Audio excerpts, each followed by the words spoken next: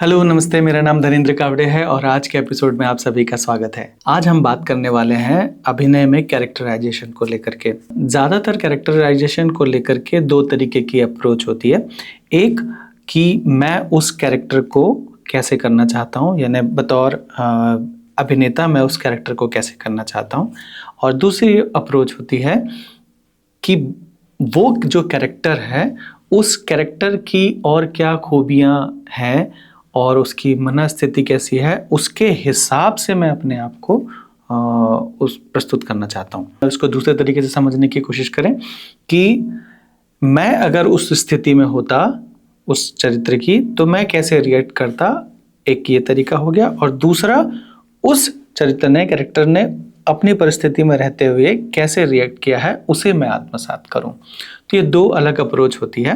और दोनों ही अप्रोच को करने के लिए, सही या गलत कोई नहीं है, लेकिन दोनों ही अप्रोच को करने के लिए कुछ बातों को समझना बहुत ज़रूरी है। एक,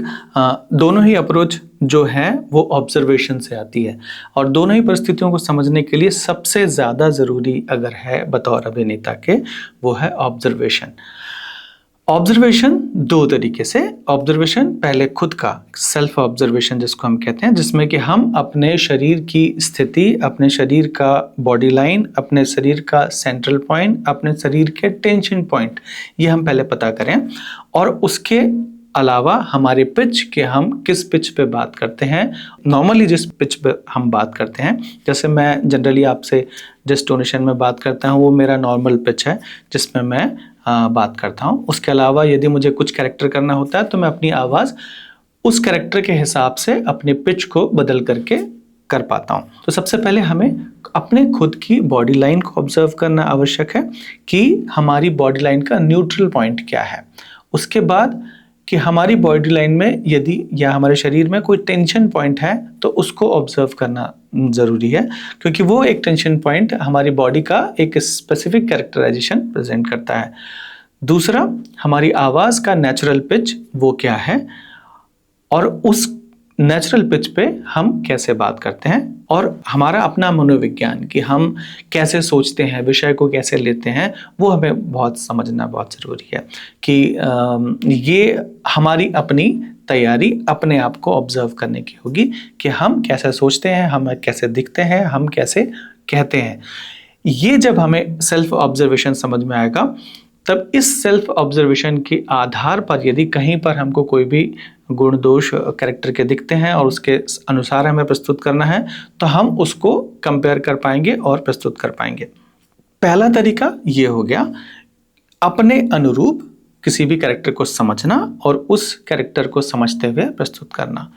जब हम सबसे पहले अपने शरीर को समझ पाएंगे, उसके बाद हम आसपास के लोगों को ऑब्जर्व करना शुरू करें कि कोई व्यक्ति हमसे कैसे भिन्न है, कोई व्यक्ति किस विशेष परिस्थिति में कैसा महसूस करता है, उसका बॉडी लाइन कितना अलग है। यदि उसका कोई एक विशेष प्रकार का बॉडी लाइन है, बॉडी स्ट्रक्चर है, कोई मैनरिज्म है, तो क्या कहीं उसके शरीर में कोई एक टेंशन पॉइंट है, जो उस टेंशन पॉइंट को हम समझने की कोशिश करें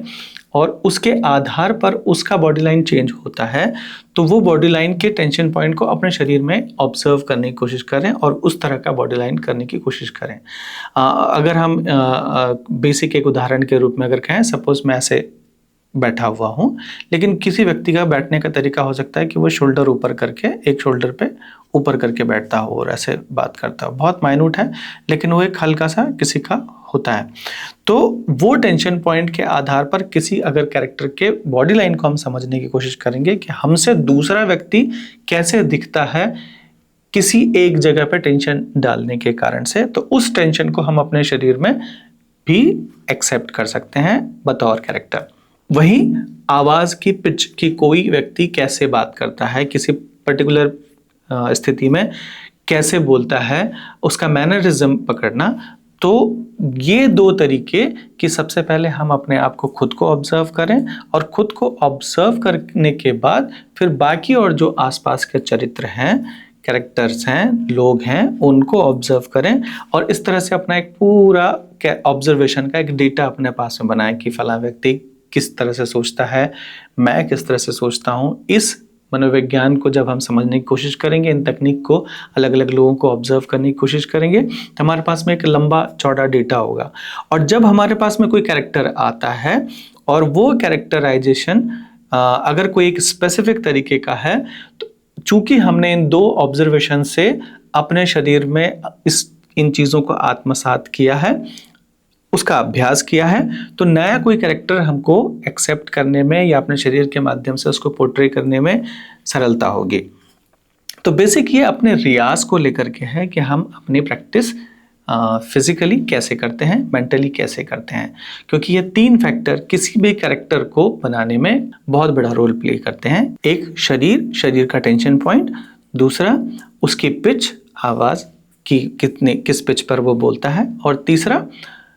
उसका मनोविज्ञान। अब मनोविज्ञान को भी अगर समझें तो 5 W जो हम कहते हैं, why, where, when, who and what. So ये 5 जो W हैं, क्या, क्यों, कैसे, कब, कहाँ, ये इन प्रश्नों को अगर हम किसी के मनोविज्ञान को समझना है या किसी के चरित्र को समझना है, तो ये जब 5 जो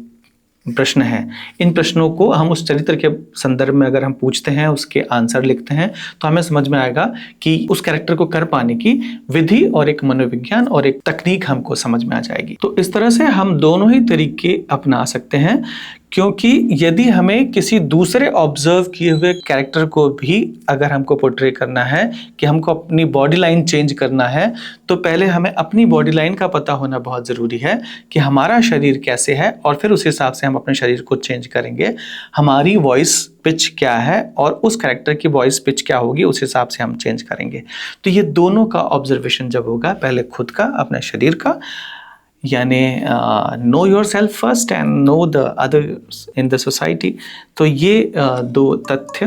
मिल करके हम चरित्र निर्माण कर सकते हैं। आज के लिए बस इतना ही, फिर मिलते हैं नेक्स्ट एपिसोड में अगले विषय के साथ में। तब तक के लिए नमस्कार।